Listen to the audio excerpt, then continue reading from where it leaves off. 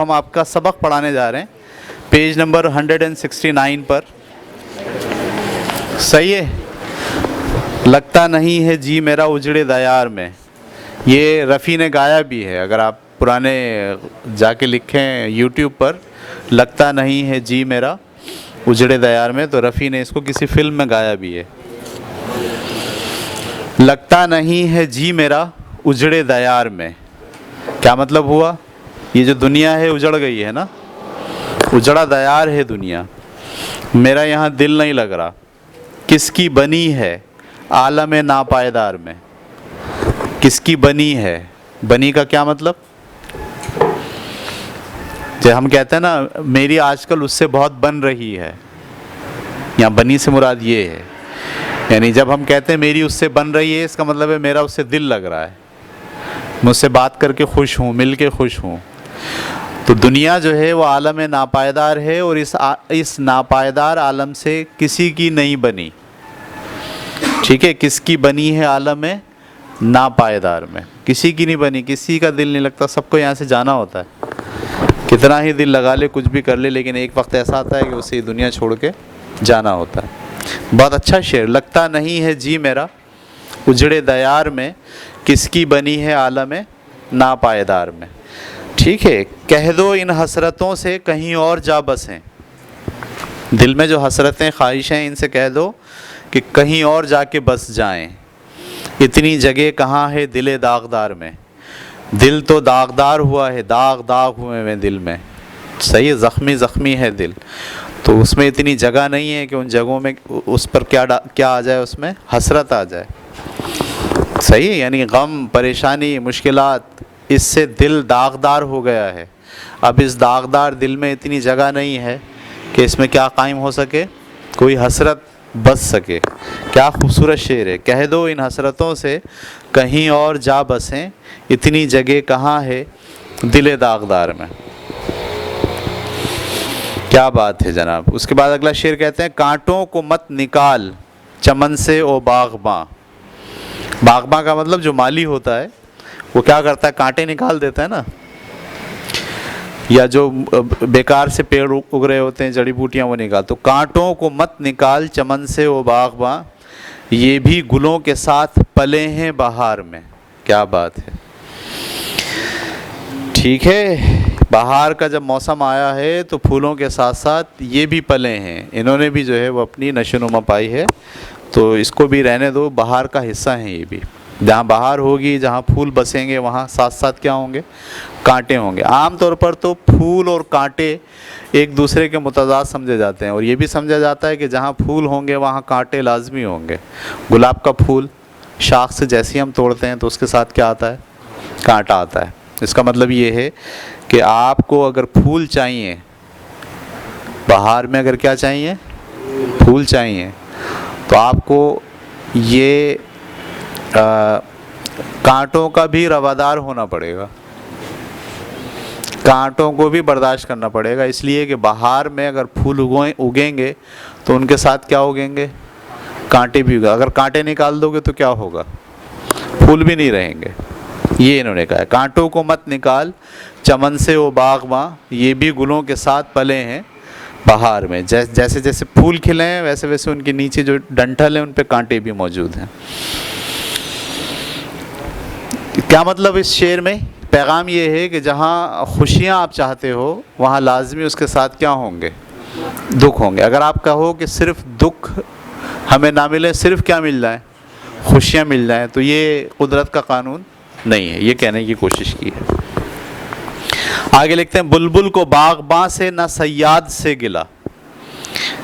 باغباں کسے کہتے ہیں, مالی کو. اور صیاد کسے کہتے ہیں, صیاد شکاری کو کہتے ہیں, جو بلبل کو پکڑتا ہے اور پنجرے میں قید کر کے لے جاتا ہے. غلیل لے کر آتا ہے, اس کو مارتا ہے اور ٹانگ پہ زخمی کر کے اس کو بلبل کو پکڑتا ہے اور پنجرے میں ڈال کے لے جاتا ہے. تو اس کو کیا بولیں گے, صیاد. ہمارے یہاں شکاری بھی کہتے ہیں آپ اسے, صیاد. تو کہہ رہے ہیں بلبل کو باغباں سے نہ صیاد سے گلا. یعنی جو بلبل ہے باغ کی, نہ تو اسے باغباں سے گلا ہے اور نہ ہی شکاری سے گلا ہے.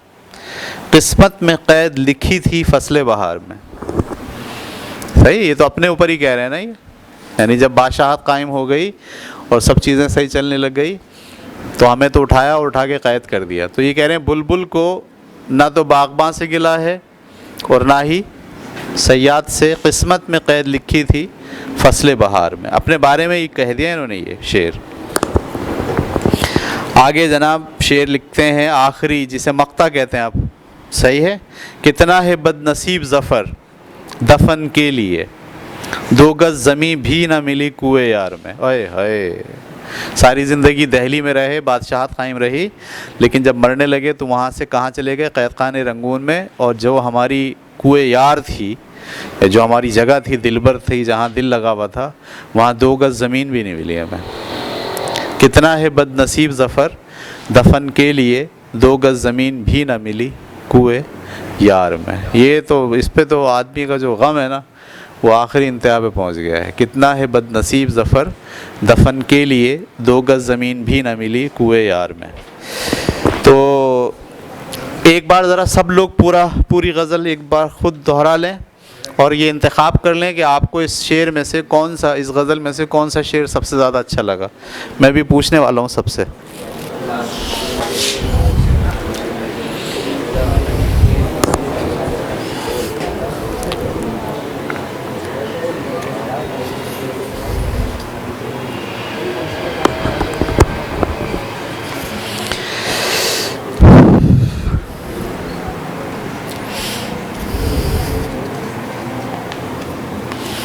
کون سا آپ کو شعر اچھا لگا ہے وہ شعر آپ سوچ کے رکھیں, اس کو پڑھ کے سنانا ہے ابھی آپ کو مجھے.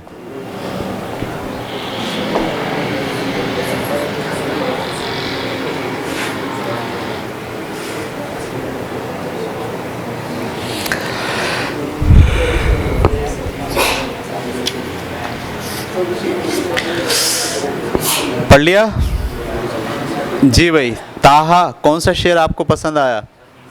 تیسرا سنائیے پڑھ کے. کانٹوں کو نکال چمن سے وہ باغ یہ بھی گلوں کے ساتھ پلے ہیں بہار. واہ بھائی واہ. کانٹوں کو مت نکال چمن سے وہ باغباں, یہ بھی گلوں کے ساتھ پلے ہیں بہار میں. جی بھائی معیز تیسرا پڑھ کے سنائیے. کانٹوں کو مت نکال چمن سے وہ باغ یہ بھی گلوں کے ساتھ پلے ہیں بہار. پلے ہیں بہار میں. شاباش. جی ذیشان آخری والا بولیے.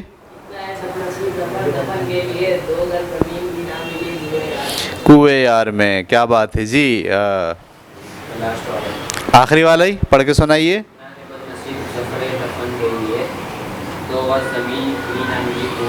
ہاں اچھا, جب شعر پڑھا کریں تو شعر میں پہلا مصرع 2 بار پڑھا جاتا ہے اور آخری مصرع 1 بار پڑھا جاتا ہے. ٹھیک ہے جی. آپ کو کون سا شعر پسند آیا؟ دوسرا سنائیے. کہہ دو ان حسرتوں سے کہیں جا بچے, کہہ دو ان حسرتوں سے کہیں جا بچے, اتنی جگہ کہاں ہے یہ بن جائے دل داغدار میں. کہہ دو ان حسرتوں سے کہیں اور جا بسیں. کہیں اور کا مطلب کہیں اور جائیں, اتنی جگہ کہاں ہے دل داغدار میں. جی عائشہ. لگتا نہیں ہے جی میرا اجڑے دیار میں, لگتا نہیں ہے جی میرا اجڑے دیار میں, کس کی بنی ہے عالم ناپائیدار. کس کی بنی ہے عالم ناپائیدار میں. جی یمہا.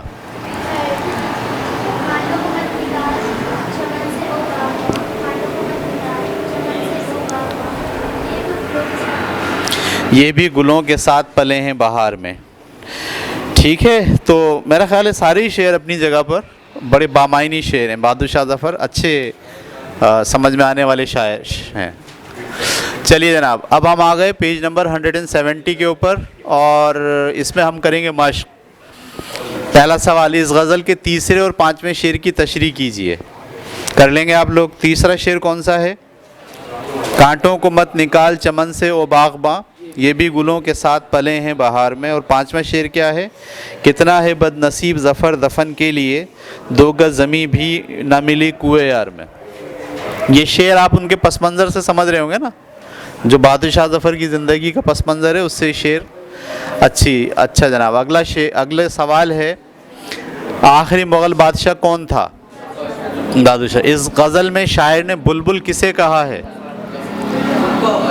کو اپنے آپ کو کہا ہے بلبل. ٹھیک ہے. شاعر نے قید کی کیا کیفیت بیان کی ہے واضح کریں. قید کی کیفیت کہاں ہے؟ قید کی کیفیت کیا ہے؟ وہ قید جو قیدی ہے، یعنی خود بلبل جو قیدی ہے وہ گلہ نہیں کر رہا ہے، نہ تو باغباں سے گلہ کر رہا ہے نہ ہی صیاد سے گلہ کر رہا ہے. وہ گلہ کس سے کر رہا ہے؟ وہ قسمت سے گلہ کر رہا ہے. وہ کہہ رہا قسمت میں قید لکھی تھی فصل بہار میں. یہ جو ہے نا قسمت میں قید لکھی تھی، یہ بھی سمجھ بڑا اچھا ہے. اس میں قسمت میں قید لکھی ہوتی ہے، لیکن جو لفظ لکھا نا فصل بہار میں، آئے ہائے، اس میں ہے درد. بہار کے موسم میں قید ہو گئی ہے نا، یہ اس میں درد کا پہلو ہے. تو کیا ہے سوال کیا تھا؟ شاعر نے قید کی کیا کیفیت بیان کی ہے؟ تو قید کی یہ کیفیت بیان کی ہے کہ قیدی جو ہے اسے نہ تو باغباں سے گلہ ہے اور نہ ہی صیاد سے گلہ ہے، بلکہ اسے گلہ ہے تو گلہ ہے دراصل قسمت سے. اور وہ بھی گلہ اس بات کا کہ عین اس وقت قید ملی جب فصل بہار تھی. ٹھیک ہے. پھولوں کو دیکھنا تھا، بلبل کو نغمے گانے تھے پھولوں کے لیے، لیکن اس کو قید مل گئی. اس غزل میں شاعر نے کانٹوں سے کس کو تشبیہ دی ہے؟ دکھ، درد، غم. صحیح ہے، یہ اس نے دراصل بیان کرنے کی کوشش کی ہے. اس کے بعد سوال نمبر 2 ہے، خالی جگہوں میں مناسب الفاظ لکھ کر مصرع مکمل کیجئے. لگتا نہیں ہے جی میرا اجڑے دیار میں، اتنی جگہ کہاں ہے دل داغدار میں. قسمت میں ڈیش لکھی تھی، قید لکھی تھی فصل بہار میں. 2 گز زمیں بھی نہ ملی کوئے یار میں. ٹھیک ہے. چلیے جناب، اب تھوڑا گرامر کا پہلو ہے اس میں، یہ دیکھ لیجئے آپ. اردو میں کچھ الفاظ ایسے ہوتے ہیں جن کی آوازیں ایک جیسی ہوتی ہیں، مگر املے میں اور معنی کے اعتبار سے وہ الگ الگ ہوتے ہیں. ٹھیک ہے. تو جیسے لفظ ہے صدا اور ایک لفظ ہے صدا. سین سے صدا اور سواد سے صدا. سین سے صدا کا مطلب کیا ہوتا ہے؟ صدا خوش رہی ہے ہمیشہ. اور سواد سے صدا کا مطلب کیا ہوتا ہے؟ آواز، صدا لگائی. تو دونوں کے معنی بھی فرق ہیں اور املا بھی فرق ہے، لیکن آواز کیا ہے؟ سیم. ہم آواز الفاظ ہیں یہ. اس کے بعد عام ہے اور عام ہے. اگر عین سے عام ہے تو وہ عام آدمی، عام لوگ، عام پبلک. اور الف مد آ سے عام ہے تو کھانے والا عام ہے. اور صورت اور صورت، سواد سے صورت ہے تو شکل، چہرہ. اور سین سے صورت ہے تو قرآن کی صورت. صحیح ہے.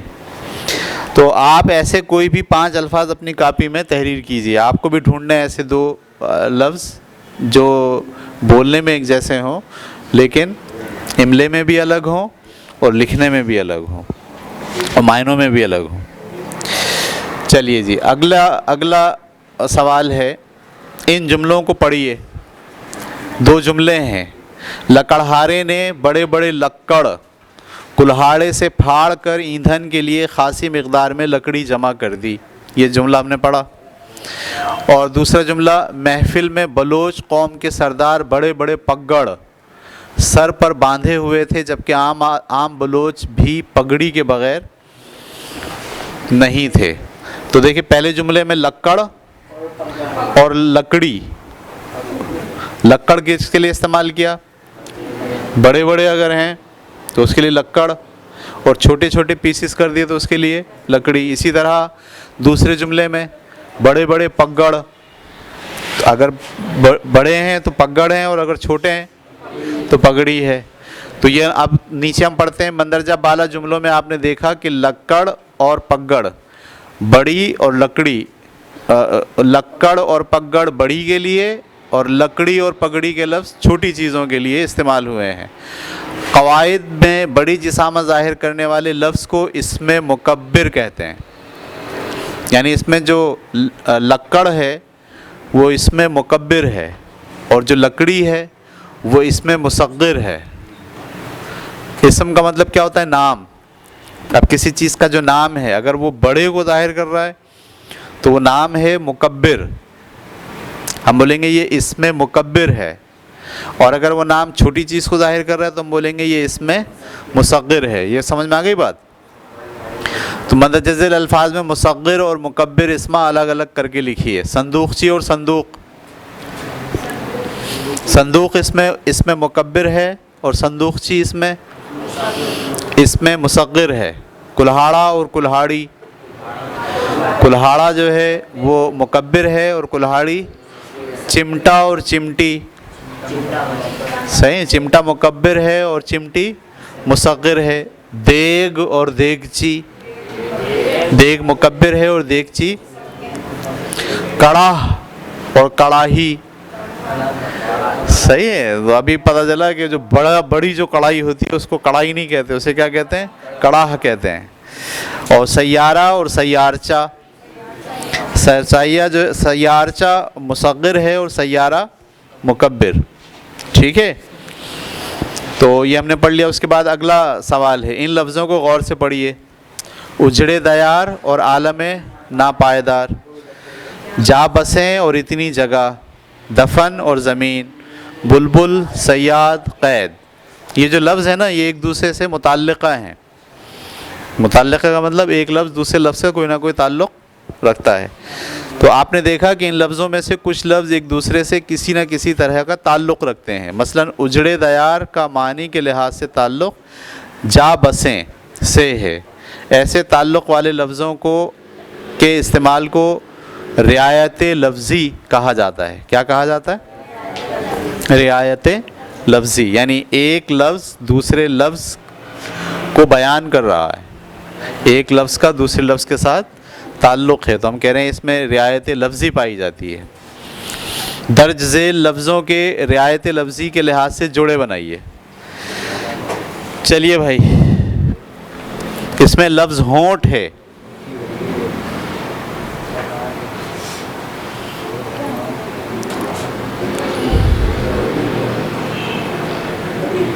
اس کے لیے کیا رعایت لفظی ہوگا؟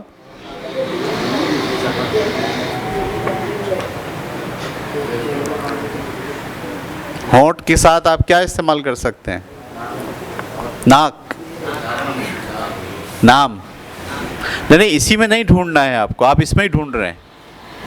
اس میں نہیں ڈھونڈنا ہے، اس کے ساتھ کوئی لفظ بتائیے جس سے آپ اس کا تعلق جوڑ سکیں.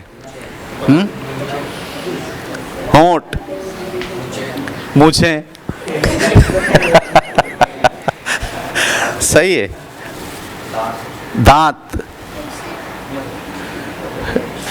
ہاں لپسٹک بھی ہو سکتا ہے. صحیح ہے. ایک شعر تھا نا ابھی، نازکی ان کے لبوں کی کیا کہیے،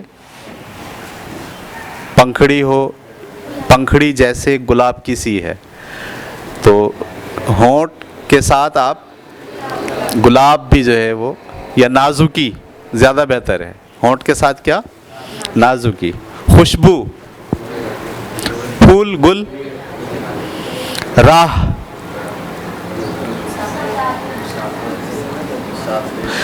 اصل میں اس میں بھی پائے جا رہے ہیں، لیکن ہونٹ کے ساتھ کون سا آپ لگا سکتے تھے؟ نہیں، ہونٹ کے ساتھ غنچہ لگا سکتے تھے.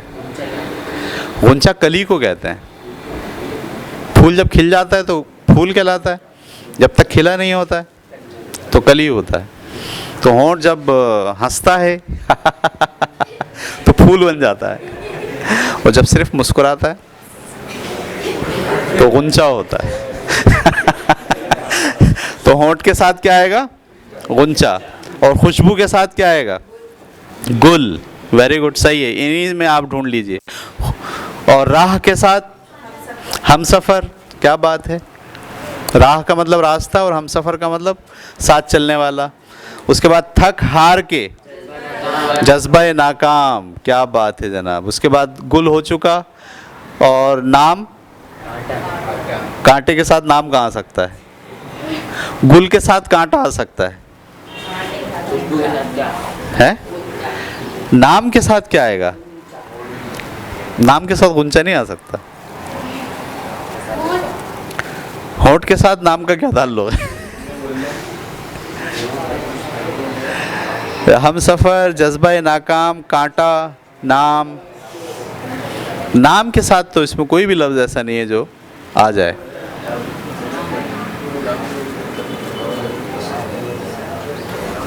جی کس میں؟ بس روک دیجئے.